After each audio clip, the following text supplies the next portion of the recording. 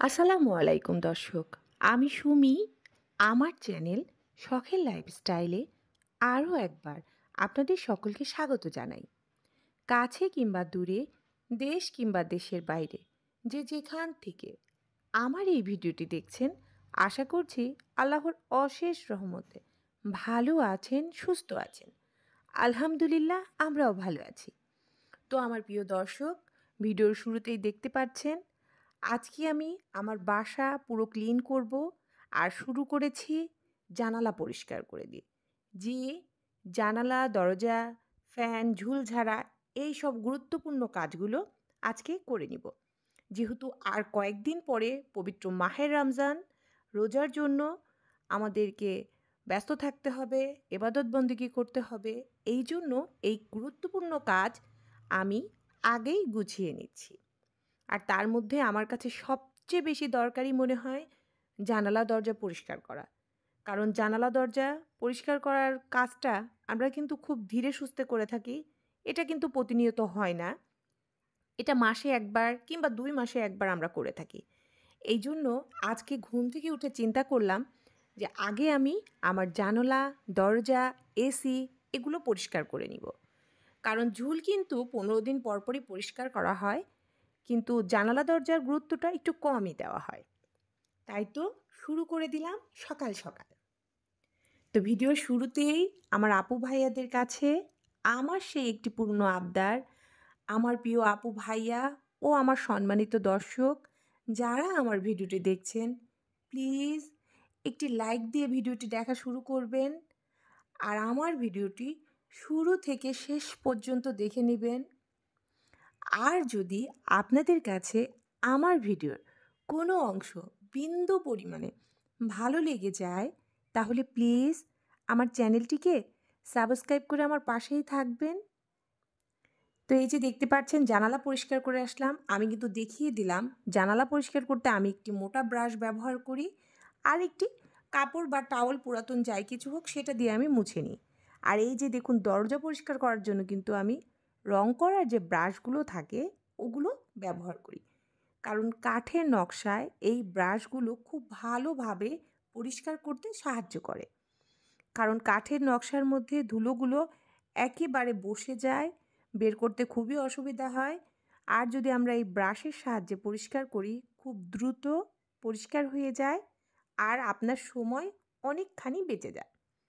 তা আমি প্রথমে ব্রাশ দিয়ে পরিষ্কার করে নিয়ে তারপর একটি কাপড় বা পুরাতন টাওয়াল দিয়ে দরজাটা খুব ভালোভাবে মুছে নিব। তো যেহেতু রমজান মাস, এই জন্য একটু কাজও বেশি, চাপও বেশি। তো পরিশ্রম করতে হচ্ছে। তা আমি পরিশ্রম করতে খুবই ভালোবাসি। শুধু আপনারা দোয়া করবেন শারীরিকভাবে যেন সুস্থ থাকতে পারি, আর আপনাদের জন্য যেন খুব ভালো ভালো ভিডিও বা কন্টেন্ট তৈরি করতে পারি। কারণ আমার কাছে মনে হয় আপনাদের দোয়া ও ভালোবাসা আমার একান্ত প্রয়োজন।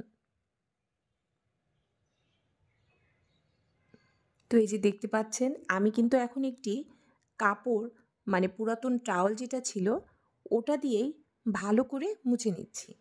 আর এই মুছে নেওয়ার পর আমার দরজাটা একেবারে পরিষ্কার হয়ে যাবে, দেখতে কিন্তু খুবই সুন্দর লাগবে। আর আমরা যদি নিজের বাসার জিনিসপত্র এইভাবে পরিষ্কার পরিচ্ছন্ন রাখি, তাহলে মনের কাছে আলাদা এক ধরনের প্রশান্তি পাওয়া যায়। আর এখন চলে গেলাম ঝুল ঝাড়তে। আমি আমার বেডরুম দিয়ে ঝুল ঝাড়া শুরু করে দিলাম। আর এই লাঠিগুলো তো খুবই সুবিধা, এগুলো দিয়ে ঝুল ঝাড়া খুবই ভালো হয়। তো সেরকম তো ঝুল পড়তে দিই না, মাসে ২ বার করে পরিষ্কার করি। আর যখনই দেখি একটু কোথাও হয়েছে তখনই সেটা পরিষ্কার করে নিই। তো এখন রুটিন মাফিক আবার A to Z পরিষ্কার করে নিব। যেহেতু রমজানের আগে পরিষ্কার করছি যাতে রোজা থেকে আমাকে আর অত কাজ না করতে হয়, সেই জন্য এগুলো আর কি বাড়তি কাজ। আর বাড়তি কাজগুলো আগে গুছিয়ে নেওয়াই ভালো, তাই আর কি গুছিয়ে নেওয়া। আর এই যে দেখুন এই ফুলগুলো দিয়ে কত সুন্দর করে এই যে পর্দার যে রেলিংগুলো থাকে তার মধ্যেও পরিষ্কার করে নেওয়া যায়। আর এটাই কিন্তু এই ঝুলঝাড়া লাঠিগুলোর সুবিধা। আর এই যে এই লাঠিটা দেখছেন, এটা আমি অনলাইন থেকে কিনেছিলাম। এটা খুব ভালো কাজ করে। যখন ফ্যান হালকা ময়লা থাকে তখন এটা দিয়ে পরিষ্কার করলেই পরিষ্কার হয়ে যায়। যেহেতু আমি বেশি নোংরা হতে দিই না, তাই এটা দিয়েই আমি মাসে 2 বার করে ঝেড়ে দিই আর আমার ফ্যান ক্লিন থাকে। তো আজকেও আমি সেই কাজটাই শুরু করলাম। আর ফ্যান পরিষ্কার হওয়ার পর আমি চলে যাব আমার এসি পরিষ্কার করতে। আর এসি পরিষ্কার করার জন্য আমি এখানে নিয়ে নিয়েছি গ্লাস ক্লিনার। কারণ শীতের জন্য এসি দীর্ঘদিন চালানো হয়নি আর এসিতে নোংরাও পড়ে গিয়েছে। তাই আমি গ্লাস ক্লিনার দিয়ে একটি আলাদা টাওয়ালের সাহায্যে এটা আমি মুছে নিচ্ছি। আর এই টাওয়ালগুলো আমি কিনে নিই, কারণ এগুলো কিনে একবারে রেখে দিলে ফার্নিচার মুছতে খুবই সুবিধা হয়। তাই এই ছোটো ছোটো টাওয়ালগুলো আমি একেবারে কিনে নিয়ে আসি। এখন আমি খুব সুন্দর করে এসিটা ক্লিন করে নিব। আর এই এসিতে শুধুমাত্র একটু গ্লাস ক্লিনার দিলেই কিন্তু একদম নিট অ্যান্ড ক্লিন হয়ে যায়। অন্য কিছুই দিতে হয় না, আর বাড়তি পরিশ্রমও করতে হয় না। আর দেখতেই পেলেন আমি ধুলোটা দেখিয়ে দিলাম, জি বেশ পরিমাণে ধুলো পড়েছিল। আর এখন এসির প্লাগটা, তারটা এগুলো একটু ক্লিন করে নিচ্ছি।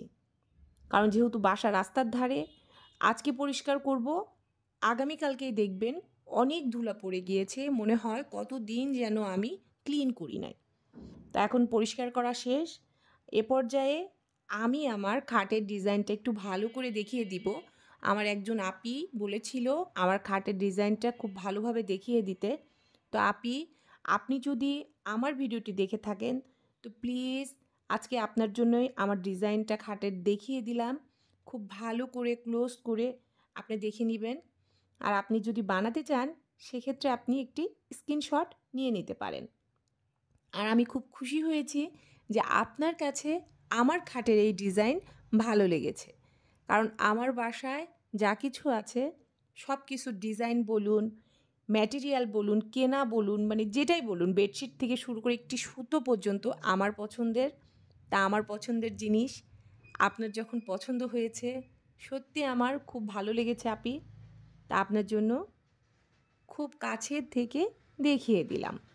তো এবার চলে যাব আমার অন্য কাজে, কারণ কাজের তো শেষ নেই, কাজ করতে হবে। আর এখন একটু বলতে পারেন বাড়তি কাজই করছি। আর বাড়তি কাজ করতে আমার কোনো অসুবিধা নেই। আমি চাই আমার সংসারটাকে পরিষ্কার পরিচ্ছন্ন সাজিয়ে গুছিয়ে রাখতে। তো বেডরুম ক্লিন করে চলে এলাম ডাইনিং স্পেসে। আর ডাইনিং টেবিলটাও একটু গ্লাস ক্লিনার দিয়ে মুছে নিব, যেহেতু একটু আগে আপনাদের ভাইয়া নাস্তা করে গিয়েছে।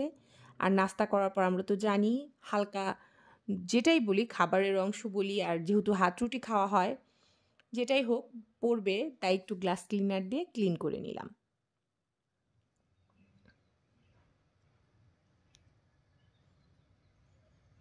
তো আমার প্রিয় আপু ও ভাইয়ারা, অবশ্যই আমার ভিডিওটি দেখে একটি কমেন্ট করে যাবেন।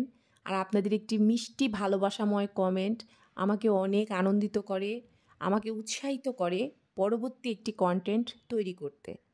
তা আপনাদের ভালোবাসায় সিক্ত হতে চাই, আপনাদের সাথে হাতে হাত ধরে তালে তাল মিলিয়ে আগামীর পথে অনুসরণ করতে চাই। তো প্লিজ আপনারা আমার পাশেই থাকবেন আর আমাকে ভালোবাসা দিয়ে এই পথে এগিয়ে যেতে সাহায্য করবেন। তো গোছানো শেষ। আর এই যে দেখুন প্রতিদিনের মতো রোদের আলো, এই রোদের আলো কিন্তু প্রতিদিন আমার ঘরে আসে আর আমাকে বলতে পারেন এক ধরনের প্রশান্তি দিয়ে যায়। তো এখন আমি এই একই হাতে ফ্রিজের উপরটা একটু ক্লিন করে নিচ্ছি একটু গ্লাস ক্লিনার দিয়ে। আর এই কাপড়টা দিয়ে, যেহেতু এটা দিয়ে আমি এসি পরিষ্কার করে এসেছি, এটা একদম ক্লিন ছিল, তো এক পাশ দিয়ে এসি করেছি, আরেক পাশটা উল্টিয়ে নিয়ে আমি ফ্রিজটাও একটু ক্লিন করে দিচ্ছি। কারণ ফ্রিজের উপরের দিকটা হালকা ধুলো ধুলো মনে হচ্ছে, যেহেতু ব্ল্যাক কালারের ফ্রিজ ধুলোটা বেশি বোঝা যায়, তাই একটু ভালো করে মুছে নিলাম।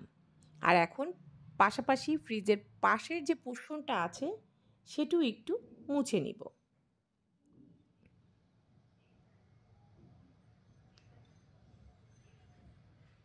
তা আমি ব্যাক পার্টটাও মুছে নিচ্ছি। এই যে দেখুন, দেখেই বোঝা যাচ্ছে হালকা হালকা ধুলো আছে, আর যেটা এইভাবে চাপ দেওয়াতে উঠে চলে আসছে এবং পরিষ্কার হয়ে যাচ্ছে।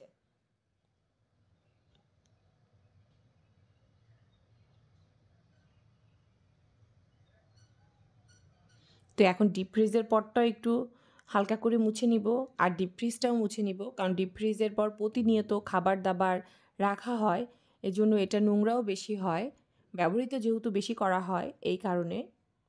তো আমার প্রিয় আপু ও ভাইয়ারা, এই ভিডিওটিতে যদি কোনো কাজ বা কোনো কথা আমি কারো মনে দুঃখ দিয়ে বলে থাকি বা করে থাকি, তাহলে প্লিজ আমার এই ভুলটুকু ক্ষমা সুন্দর দৃষ্টিতে দেখবেন, আর আপনাদের নিজের কেউ মনে করে আমাকে মাপ করে দিবেন, কারণ আমি তো আপনাদেরই একজন। আপনাদের ছোট বোন মনে করবেন আমাকে, আর আপনাদের হৃদয়ের ছোট্ট একটি স্থানে আমাকে জায়গা দিবেন দয়া করে। তা এখন দেখতে পাচ্ছেন আমি বেসিনটাও ক্লিন করে নিচ্ছি, যেহেতু ক্লিনিংয়ে হাত দিয়েছি তাই আজকে সব কিছুই পরিষ্কার করে নিব। তো সব কিছু তো আর দেখানো সম্ভব না, তাই যেটা যেটা করেছি তার অল্প অল্প করে অংশ আপনাদের সাথে শেয়ার করেছি। তা আমি বেসিনটা সবসময় হারপিক দিয়েই পরিষ্কার করি, কিন্তু বেশি সময় রাখি না। বেশি সময় রাখলে এই যে দেখছেন এই সিলভার কালারের যে বেসিনের ওয়াশ যাওয়ার জায়গাটা, ওটা কিন্তু কালো হয়ে যাবে যেহেতু হারপিক, তাই সঙ্গে সঙ্গেই ওয়াশ করে ধুয়ে নিতে হয়, আর আমি তাই করি। তা আমার যেসব আপুরা এই কথাটা জানেন তারা তো জানেনই, আর যেসব নতুন গৃহিণী আপুরা জানেন না তারা কিন্তু জেনে নিন। আর এখন আমি আমার যে ঘরে ইনডোর প্লান্টগুলো আছে সেই ইনডোর প্লান্টগুলো একটু ওয়াশ করে নিব, মানে ওদেরকে গোসল করিয়ে দিব, এক কথায় যাব না। কারণ আমি মনে করি স্প্রে করার চাইতে যদি আমি পুরো গাছ ধরে ধুয়ে দিই বা গোসল করিয়ে দিই তাহলে দেখতে বেশি ভালো লাগে, আর ধুলো ময়লা একদম ক্লিন হয়ে যায়। তাই আমি সেভাবেই ওয়াশ করে নিচ্ছি। আর এই যে দেখুন আমি কিন্তু একদম ঘুরিয়ে ঘুরিয়ে পানির কল ছেড়ে দিয়ে এদেরকে গোসল করিয়ে দিলাম, আর এখন দেখতে কতটা সতেজ লাগছে, আর পুরোপুরি ক্লিন হয়ে গিয়েছে। তো ওই গাছটা ওয়াশ করার পর আমি এখন এই গাছটাও ওয়াশ করে দিব, কারণ এই গাছটা খুব সফট, ধরলেই মনে হয় ডালগুলো ভেঙে যাবে এমন একটি অবস্থা। এখন এটা ধোয়ার পরে বাকিগুলো আমি শুরু করে দিব। আমি তো মানি প্লান্ট অনেকগুলো রাখি জায়গায় জায়গায়, আর মানি প্লান্ট গাছ আমার সবচেয়ে প্রিয় গাছ ইনডোর প্লান্টের মধ্যে। তা আমি একটু একটু করে ভালোভাবে, যেহেতু এক হাত দিয়ে ধরে করছি, আমি নিজেই ক্যামেরা করি আর আমি নিজেই মনে করেন ভিডিও করতে থাকি ক্যামেরা ধরে, এই কারণে একটু অসুবিধা হতে পারে। আপনারা প্লিজ এটি একটু মানিয়ে নেবেন, আর আমার ভিডিওতে আজকে যদি কোনো শব্দ পান তাহলে প্লিজ এটা ইগনোর করবেন। তা এখন এই যে লাকি ব্যাম্বু গাছগুলো আমি ওয়াশ করে নিচ্ছি। এই গাছের নিচে কিছুটা শিকড় বের হয়েছিল, সেটা আমি কেটে নিয়ে আলাদা পানিতে রেখে দিয়েছি, আর এই যে পাতাগুলো ডালগুলো ধুয়ে নিচ্ছি। তো এতক্ষণ যারা ধৈর্য ধরে কষ্ট করে আমার ভিডিওটি দেখেছেন আপনাদের সবাইকে অসংখ্য ধন্যবাদ। আপনারা সবাই ভালো থাকবেন, সুস্থ থাকবেন, আমাদের জন্য দোয়া করবেন, আমিও আপনাদের জন্য দোয়া করব। তা আমি সুমি এখন বিদায় নিয়ে নিচ্ছি। আল্লাহ হাফেজ। আসসালামু আলাইকুম।